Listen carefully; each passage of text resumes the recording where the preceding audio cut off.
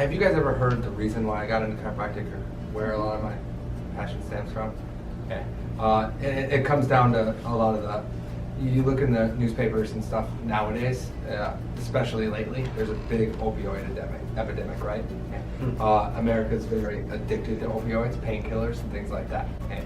My personal story ties into that because, like, when I grew up, my father was a cancer survivor. Okay.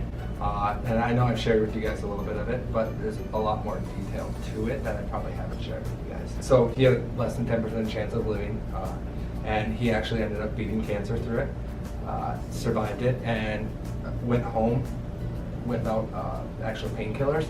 They gave him a pain release patch because he was in so much discomfort that they were actually afraid that he would overdose with the painkillers that they gave him, actually the pills.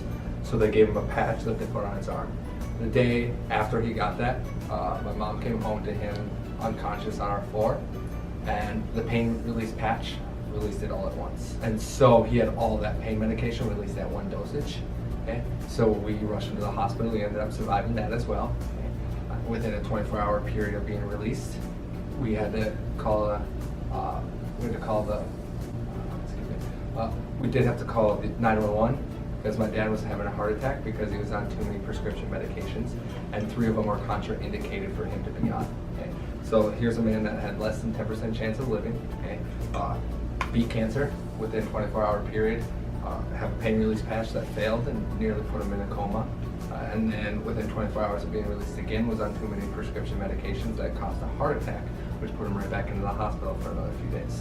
And so I came across a study because actually just in Ohio and just in West Virginia they passed 2 opioid laws where now they are required before opioids to see alternative methods. Okay? So West Virginia and Ohio have both passed legislation that now before they can give opioids they must seek alternate treatments similar to chiropractic. So I have a couple of the reports right here, okay? And it goes into a couple different things, but in Ohio the Attorney General talked about the pain medications and stuff like that where they are now required should consider alternate treatments for opioids including chiropractic care. Okay? So now that's been legally passed that they have to see some sort of alternative before that. Okay? Now the reason why that's important and why it was approved in West Virginia is because in 2016 West Virginia had the highest prescribed opioid death in the country, 38 deaths per 100,000 people. Now in West Virginia there's 1.8 million people, so that equals about 684 deaths a year on just the prescription of opioids. Okay? My father being nearly one of those. Okay?